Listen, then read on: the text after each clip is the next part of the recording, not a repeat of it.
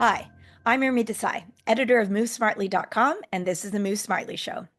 Today's session is a Move Smartly Ideas, but it's a little bit different because my interview guest is going to be my co-host, John Pasalis, president and broker of Velocity Realty in Toronto. I'm going to be talking to John about his new report and video that he's releasing, The Great Selloff, about how we've gotten into Canada's current housing affordability crisis. So I really enjoyed this conversation, and I hope you will too. Before we get started, I'd love to ask you again, as usual, for your support. If you find this show useful, please like, follow, subscribe, leave us a positive review. We're almost at 10,000 viewers on our Move Smartly YouTube channel. We'd love to hit that number soon, so please subscribe there if you're able to do so. And we thank you, as always, for your support. And now, on to the show. Hi, John. Special session today. Yes, looking forwards to the discussion and unpacking kind of some of the motivation behind the report that I'm launching this week, and eventually get everyone's feedback about it as well. Great. I think we've mentioned the full report and video are at the URL movesmartly.com/the great sell-off, also in the show notes. John, you wrote this pretty quickly once your ideas came together. I gather that I've seen you thinking about this issue for longer. But I think about it in December, you sat down and started writing this report and video. It was a privilege to help you with some of the editing. And it seemed like once you had your ideas in place, this framework of explaining just how we've come to such unaffordability in housing in Canada right now kind of came together for you.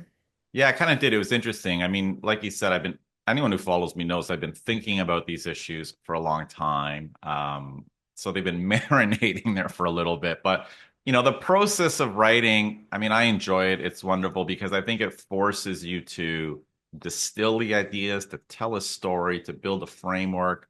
And you're right. When I sat down pretty much over the Christmas holidays, I was just able to kind of write it out. And then you and I, we spent like 2 months just slashing it down because I kind of wrote a little bit too much, or I think it just made it a little bit too long. But yeah, it kind of flowed well. And hopefully it's a story that makes sense to people. And I think give people another framework to try to make sense of everything that we're going and seeing on with respect to housing affordability in Canada.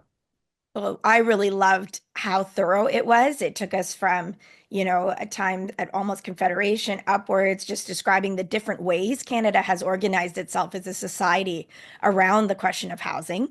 And I found that really useful. And then it just moves on to looking at some of the major economic theories. So I really encourage everyone to read the full report and see the video. But for now, let's get a summary from you, John. What is the high level takeaway of the report? And let's start with this pretty striking title, The Great Sell-Off: How Our Homes Became Someone Else's Business. Yeah, so I mean, at a high level, if I could summarize it maybe in a couple sentences, it's this idea that the role that housing plays in our society and economy has fundamentally changed.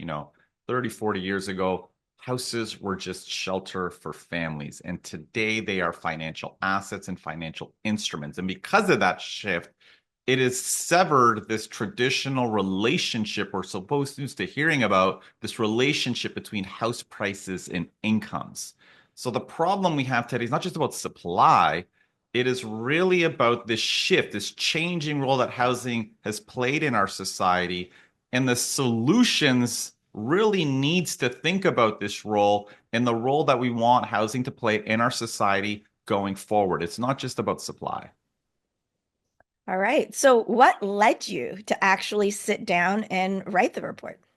Oh, that's a great question. I mean, I think for a long time, um, you know, I, I'm in the market. I look at what is going on in the housing market. I have my own biases and experiences from what I'm seeing. And for quite a long time, for years, it's like the stories that experts would be telling us and me didn't line up with what I was seeing on the ground, right? We would see like in 2016, 2017, the GTA experienced this massive boom in prices, and every housing expert's like, well, it's zoning, it's the gatekeepers. They're not allowing us to. They weren't saying gatekeepers back then because that was it's a Pierre Poilievre term, but it was people were saying it's a zoning problem, and that didn't make sense to me. I was seeing and had the data as a speculative bubble.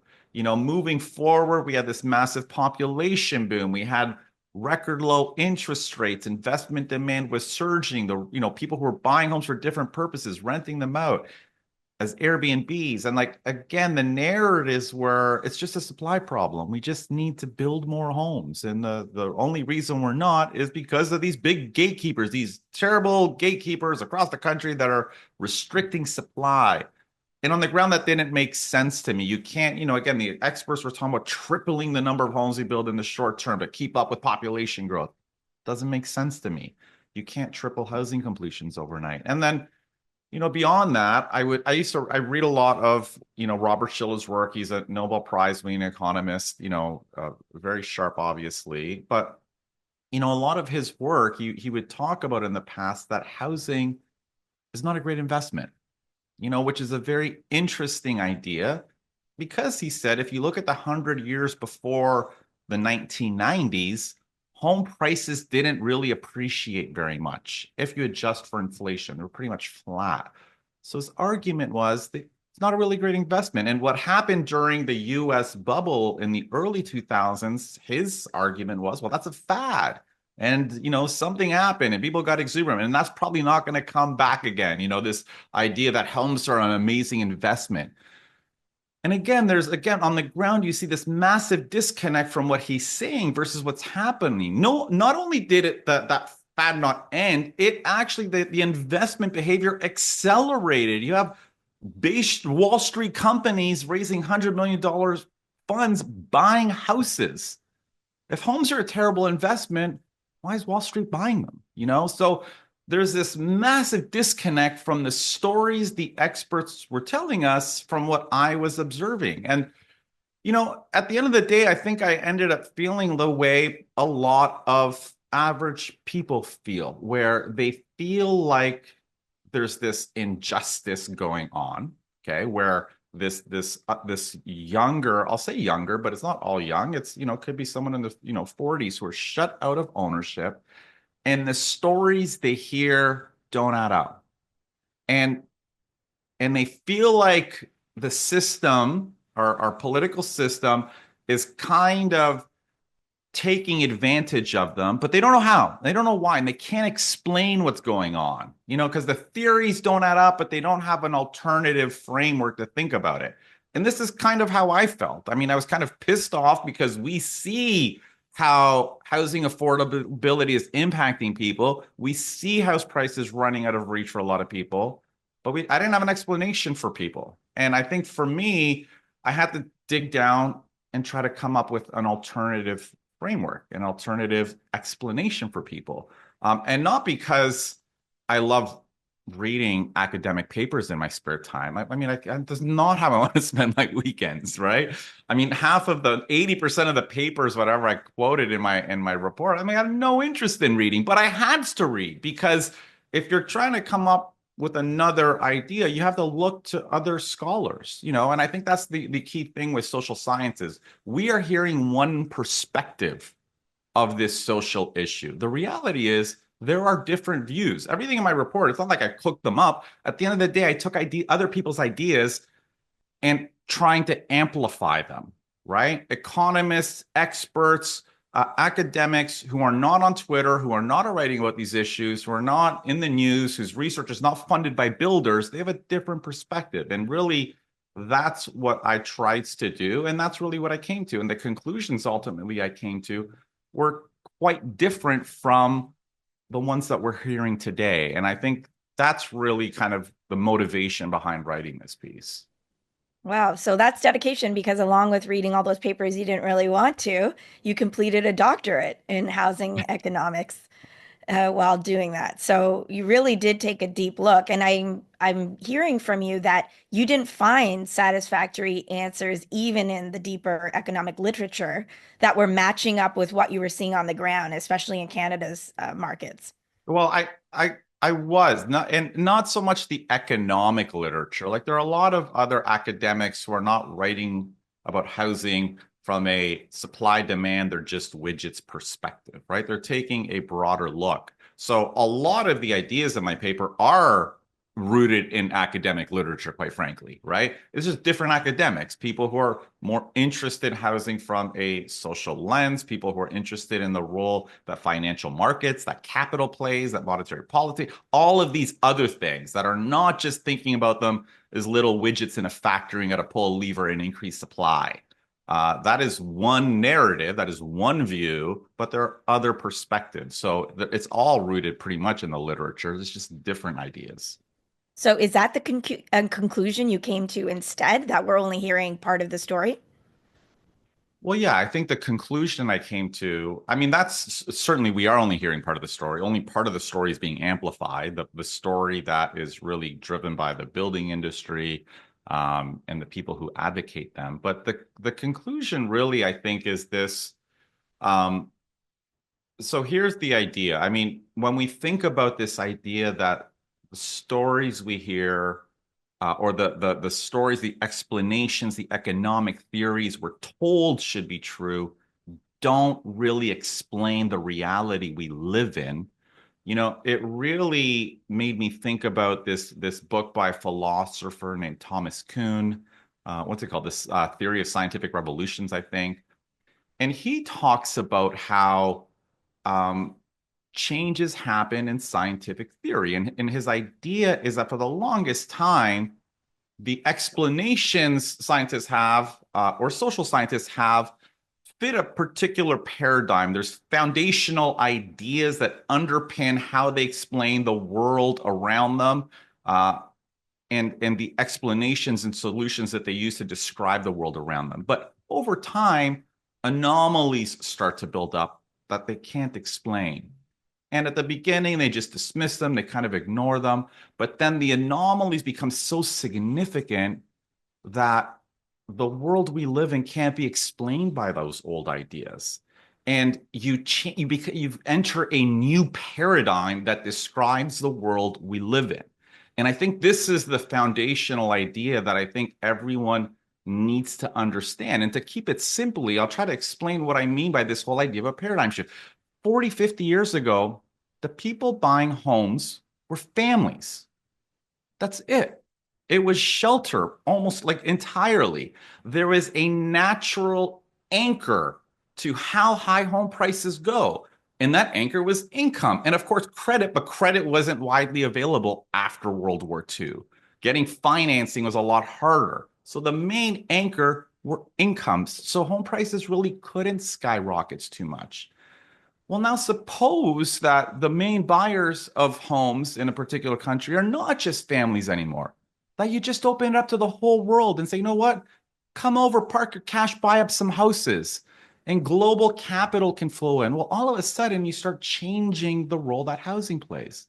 Well, what happens now if you say, you know what? You can buy homes and convert them into mini hotel rooms and rent them out by the night and pay residential taxes, not commercial taxes, then the role that homes play in our society changes because how you value them is different. You know, household values it based on what they can afford on their income. The person buying it and converting it to a hotel values it completely differently. If they can make a heck ton of money, they can maybe justify spending way more than that family or that individual person who wants to buy that property, right? And now, if you change it even further and say, well, you know, Wall Street, Bay Street firms can raise hundreds of millions of dollars and use sophisticated algorithms to cherry pick the nicest homes as soon as they hit the market based on their own methodologies, you again change the role that homes play in our society, right?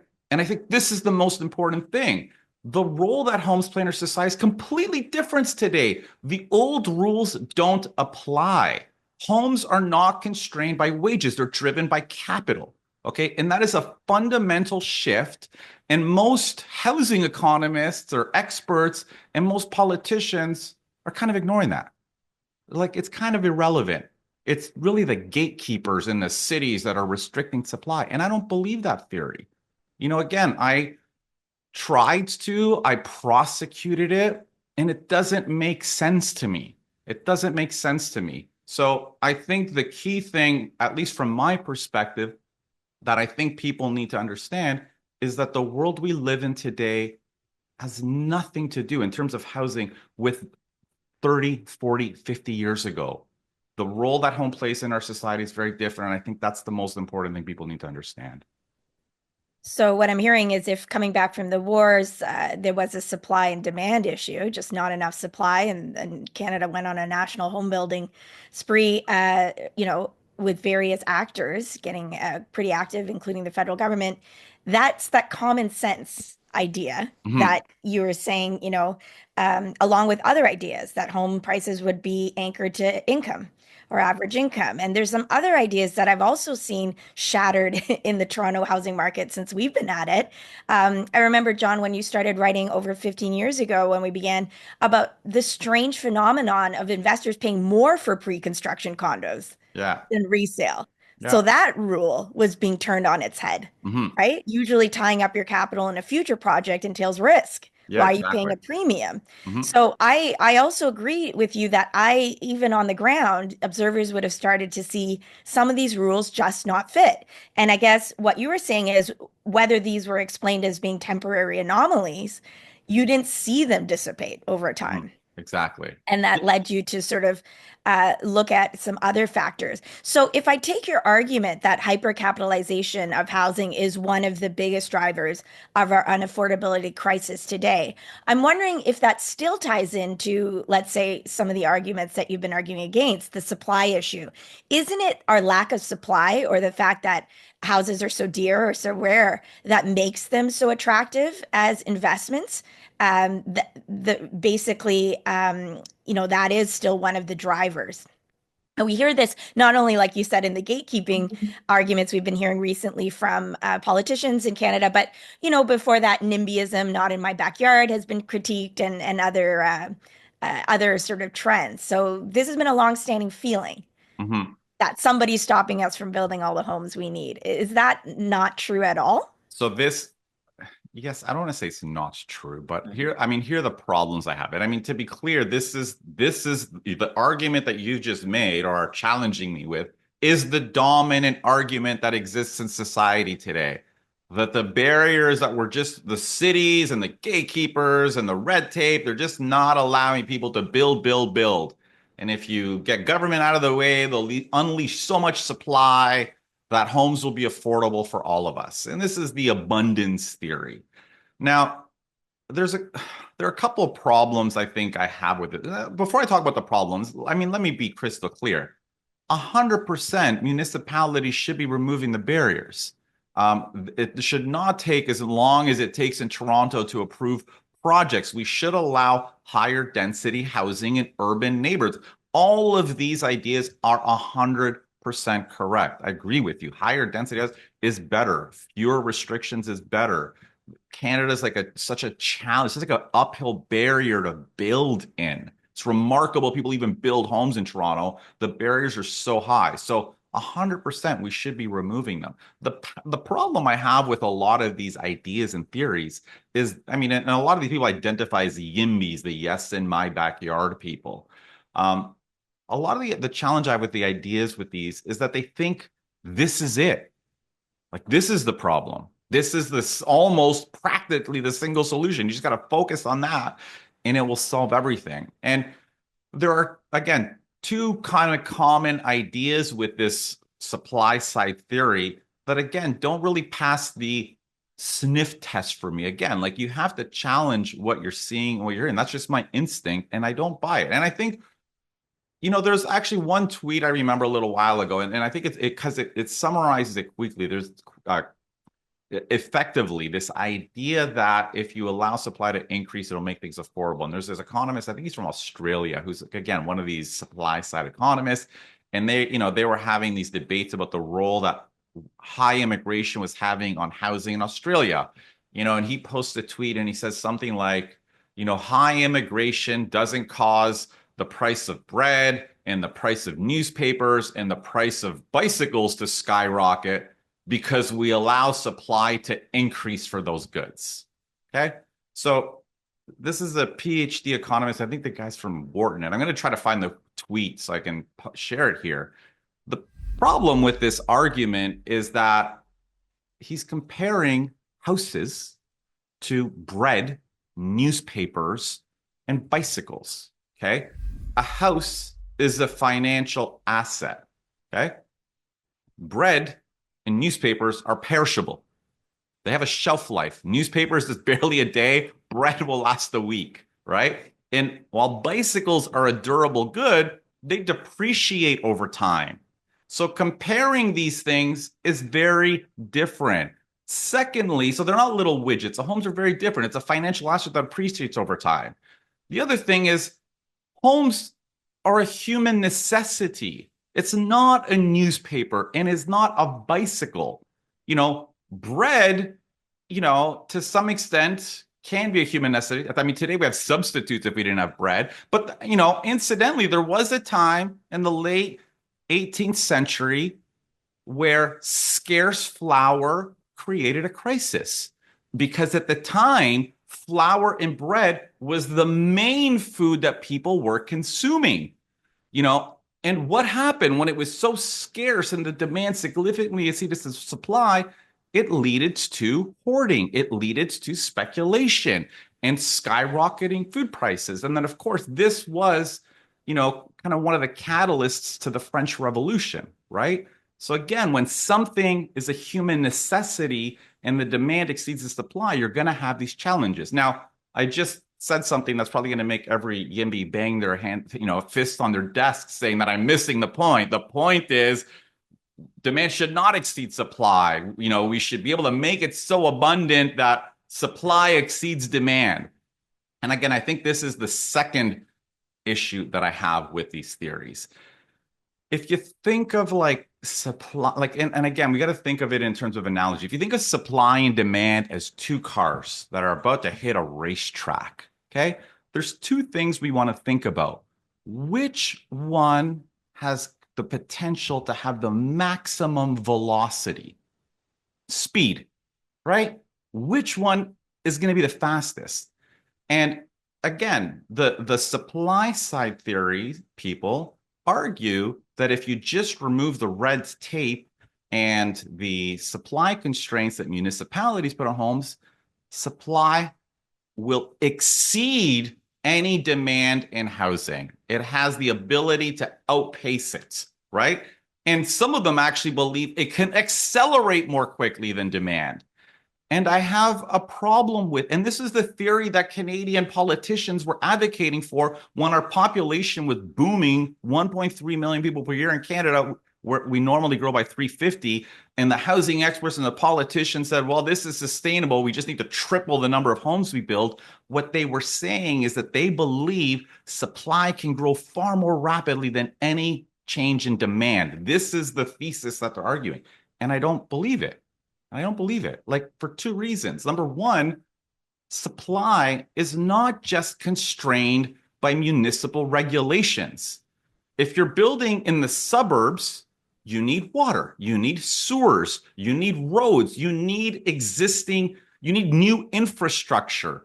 If you're building in existing cities, okay, like Toronto or Paris or whatever, you're constrained by the fact that people already live in homes. That land is already developed. So even if you upzone, you need people to sell their current properties in order for you to build more.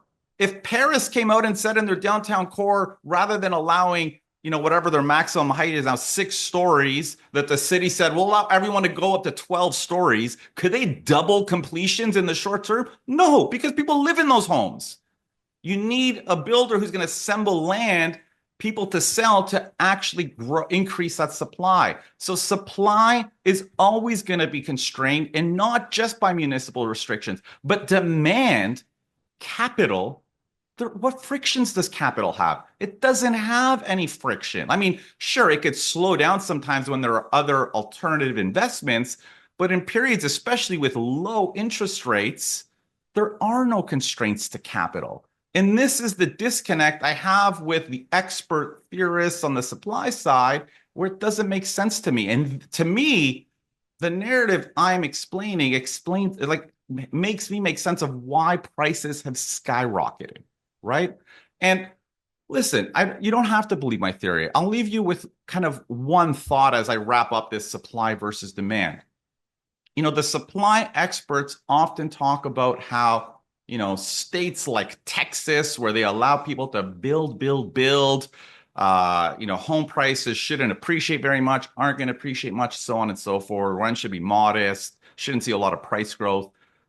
But the reality is, when you look at where Wall Street investors are buying homes, it is in the regions where the experts say it's easy to build and home prices should not increase very much and rents shouldn't increase very much. Okay. So, why, if the theories are true, is Wall Street betting billions of dollars to buy homes in the regions that, in theory, should be the worst investment? So, at the end of the day, people can decide what they want. They can either bank on kind of the theories coming out of academic universities about the role that supply has in housing, or like me, I tend to believe what the world is telling me. I tend to place my bets what Wall Street is doing. And to me, that makes more sense than the stories we're told by academia. Wall Street's behaving very differently. I'm going to kind of bias what they're doing versus the world the experts tell us how they think it should operate. And I think that's kind of how I'll leave on that sort of supply versus demand debate.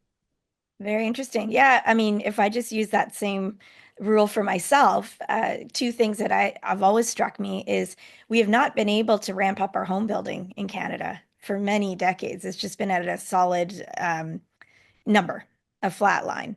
And so whether that's due to labor shortages, is which the industry has claimed, and Mhm. other things, those are other factors. They're not all necessarily government induced. And I would argue industry might be a constraint because right now we're seeing a time in which industry is not getting the prices they want Mhm. for Exactly. homes. And so new home construction has just fallen off a cliff. Now, one thing I don't understand about the expert reports to CMHC produced for others is, are builders really going to keep building as home prices start falling because supply is ramping up? We're Well, talking about that's bringing, bringing prices down. yeah. What So builder is going to start ramping up as prices start falling? yeah, again, You like know? going back to this idea that the theories that the experts are promising make zero sense to me. This is kind of a theory that the Canada Mortgage Housing Corporation put out that we need to triple supply to make homes affordable. We're going to do that in 10 years. And they're going to do that in a period of declining prices. Okay. I mean, like, obviously, like that doesn't make sense to me. Builders don't In ramp up fact, it's supply. the purpose. 100%. Yeah, The, it doesn't. the abundance theory is Yes. we should build so much that it brings prices down, Yeah. that It's every demand is satisfied. exactly. Who's gonna keep building No, in that when it- you're building houses at half the price? So, well, listen, I mean, and we were even, I mean, the projections were big. Like they were like a they were. 30% price decrease in It Ontario. was significant. Now, listen, I'll say one thing on the whole abundance supply theory. Mhm. This theory probably was quite true in the period before the US bubble, like before the year 2000, when the role that housing played in our society was quite different. You didn't have Bay Street firms buying or Wall Street firms buying houses. You didn't have people converting them to Airbnbs. It was a bit more of a world where homes were shelter. Yeah, there's some investors, but they weren't as dominant as they are today. And I think this is an important idea. It's like we're using ideas that maybe applied to that old world, but they don't appear to be relevant in today's paradigm. And I think this is the issue that I have with a lot of the supply advocates. So, is that the most dangerous misconception that policymakers on housing are making today, are holding today, that things can be solved today the way they were solved before? Yeah, I think that is a huge one of the most important misconceptions. And we hear it all the time. You hear housing experts and politicians compare our worlds today to the post-World War II period when we had a supply shortage. Those are completely different worlds. The dominant buyers back then were families. Home prices were 3 times income, not 10 times income. Okay. There's no Airbnb. Families weren't competing with institutional investors, they weren't competing with Airbnb investors. The world was very different. And this is the problem why housing affordability is not going to get better because everyone is acting. I don't know if they actually believe it. Maybe they actually believe that the world we live in today is no different from the world 50 years ago. And it's fundamentally different. And this is why, despite all the promises, despite all of the announcements, things keep getting worse. I really appreciate it in your report. So you've mentioned the 2000, early 2000s several times now. It's a time when things shifted. And your report really outlines in Canada the number of government changes, especially financial regulation around mortgages, lending, that has resulted in capital moving more freely into housing, including the introduction of something that a lot of us know, the Hmm. HELOC, that Hmm. handy little piggy bank that we can tap into using our homes to get lower interest rates for our vacations and our home Hmm. repairs. You really laid that all out well. Now, if that has been happening since the 2000s, this financialization Hmm. by governments, why haven't we been holding the governments to account? Because this is a lot of series of little moves that you explained quite well have brought us to allow capital to come in more freely. Well, I mean, there are a lot of reasons. Number one, I mean, in the early days, the changes that the federal government made to housing and debt, I mean, no one really saw them evolving the way they did. When governments introduced HELOCs, which are home equity lines of credit, so the secure line of credit against people's homes, the idea was people would just borrow against their home to stimulate the economy because our government was basically broke in the 90s. Um, you know, and that was kind of the idea. They just borrow, they do a small renovation, they fix their home. I don't think anyone anticipated that HELOCs would be this financial springboard, allowing people to accumulate more and more houses. Like, I don't think that was the idea 30 years ago, right? And this process was very gradual, to be clear. So it's hard to spot it when it's transforming gradually. That's number one. Number two, the narratives have pointed to mayors and municipalities as the villain. Capital is irrelevant, investment behavior is irrelevant, who buys homes irrelevant to the supply advocates and the experts, whether they convert them to Airbnbs is irrelevant. The only thing that matters that we've been told are the gatekeepers, the restriction. So, and again, I think a lot of people struggle with this. At least most people I talk to, they're not 100% buying into it. So if you think there would be a backlash, it would be against the mayors. And we do see that to some extent. You see a lot of YIMBY groups kind of lobbying for builders to upzone and so on and so forth. So there has been. But I don't think we've had a backlash on the role that housing plays, the kind of the issues that I'm talking about. I mean, for two reasons. Number one, I think that the narrative or the framework I've outlined in my piece, I don't think is very clear to people. Like, at least from my perspective, I haven't read this explanation for the role that capital and housing and its roles of financial assets playing into housing, because the narrative I keep hearing is it is zoning restrictions. So we haven't really had that as a dominant narrative. And the other important thing is that Canadians and our government have become addicted to real estate as an investment vehicle, right? It's like the golden goose. It's like has made a lot of people a lot of money. It has kind of helped government. It has propped up the economy. People kind of borrow against their homes, go into debt, spend, buy more real estate. It's the only way our government, and you build new housing, you have investors borrow against their existing homes to buy pre-construction condos at ridiculous prices. This is the only way they knew how to actually drive more supply. So this was foundational. No one saw it as a problem, and they became addicted to it, both the people who are making money off of it and our governments. And I think this is largely why we have not seen any change in this front. Because we're part of the story. So Canadians kind of went to Vegas, played the slot machine. Yay, a little bit of a, you got a surprise payout. Your HELOC paid off, your renovations, or you're able to buy something new. Hmm. But then you move to the tables and you start sitting there too long. Now you're just chasing your money and, you're crowding out other things you should be doing. Hmm. And our luck seems to be running out now. And we see now lots of investors being caught in yet another tail end, Hmm. right? Of a situation in which they are seeing severe financial problems as their units are no longer worth what they paid for. So is that fair to say that there's a little bit of that kind of gambler mentality? So 100%, it was entirely a gambler mentality in Canada. I mean, this is partly why I've been writing about the role that investors have in our economy and society for so long. Like, because I saw it on the ground. It was this gambler mindset, and it was not the right foundation to build a housing economy, houses, a system to prioritize the financial gains of the gamblers. And that's what our government basically did. That's what CMHC thought was a great idea, how to build housing. And I never subscribed to that theory. It didn't make sense to me. So yeah, and now that the luck is running out, a lot of those, bets that pre-construction condo investors made are not paying off. And we're seeing the downsides of this addiction that Canada has to speculating in housing. And Toronto, the micro condos that are just sitting around empty now because they're Exactly. investment built units that no one wants to actually live in. So Mhm. you moving to something a little bit different but connected, you connect housing with Canada's productivity problem. A lot of people have been talking about this. Could you say more about how capital flowing into housing is crowding out investment in business and innovation in Canada? Yeah, I mean, so when the federal government has a massive role, and people kind of don't get the role that this has in housing. They have a massive role in financing houses. They intervene, they secure loans against homes. They're very involved in selling those mortgages off as security. So government plays a massive role in the financing of houses through this mortgage securitization process.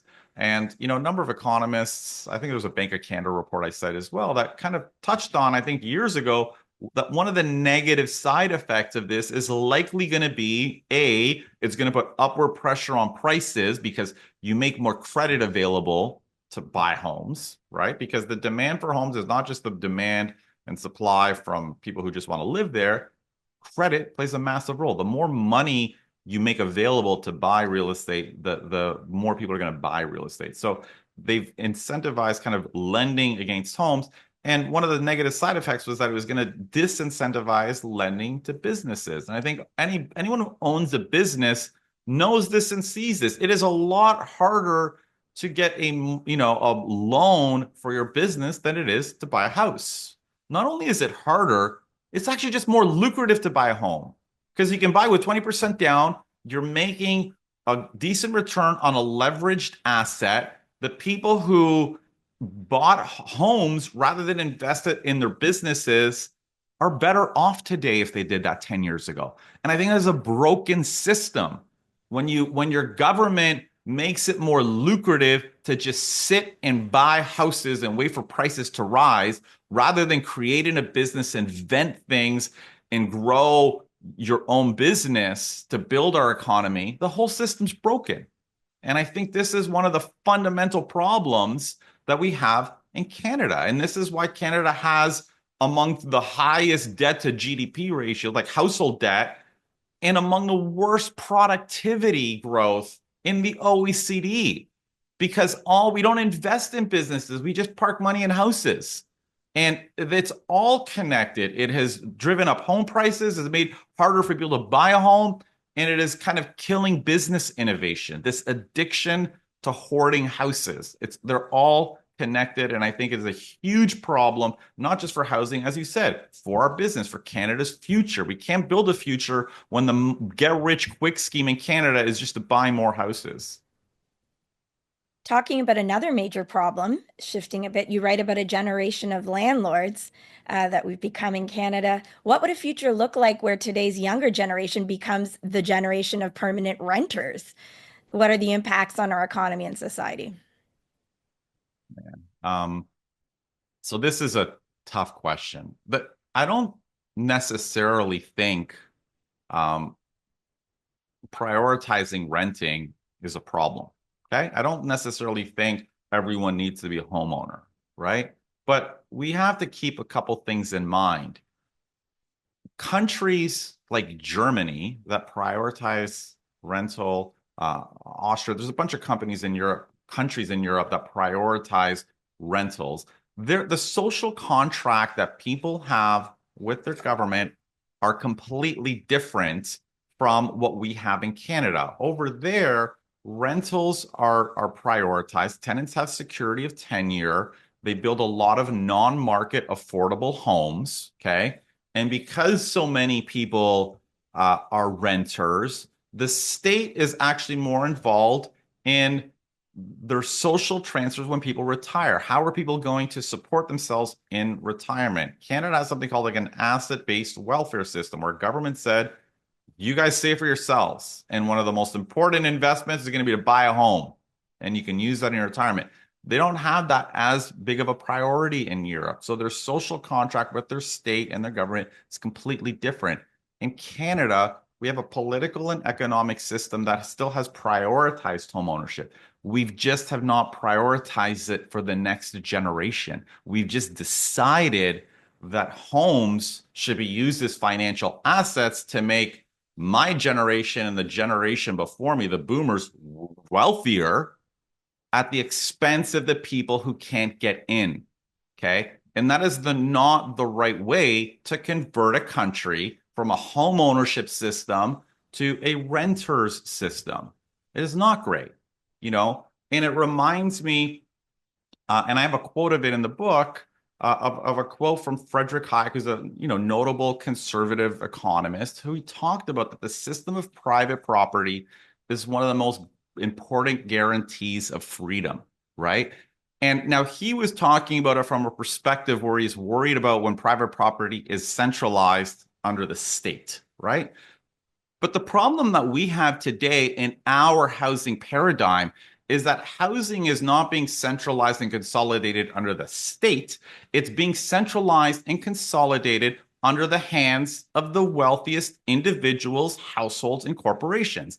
Canada's home ownership rate is declining because more of our housing stock is in the hands of the few rather than the many, right? And you either think that is a good system to have or you don't. And I tend to think it's not a great system. It breaks the social contract we have with our own government.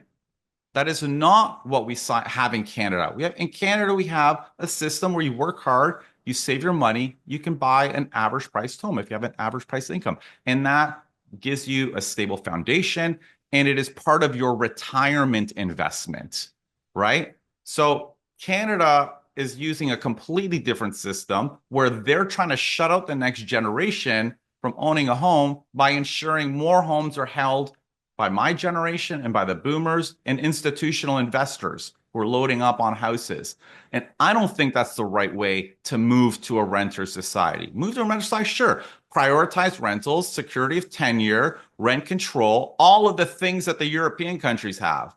Otherwise, prioritize home ownership, and home ownerships should be prioritized where people are going to live in them, not financial vehicles for the wealthiest. Completely different model, and that's not what we want from our government. I think this is the problem with the path that Canada is moving on. So, what are your solutions to the affordability crisis then? Are you focusing on more renter protections? So, I mean, my solution. Okay, so for starters, I've not given up entirely on home ownership, right? And my report is not so much focused on the rental market. There are a lot of things the government can do to prioritize renters and to help renters. My report was mainly focused on owner-occupied homes and the role that they have in our country, in our society, and why people are getting shut out of owning their own home.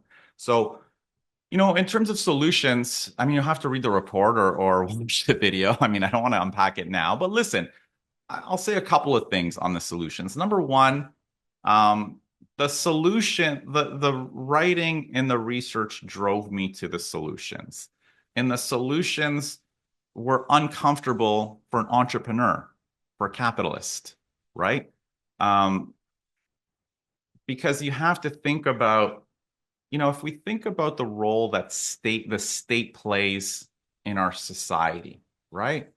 The state's role a lot of times is there to ensure capitalism doesn't go too far. Okay.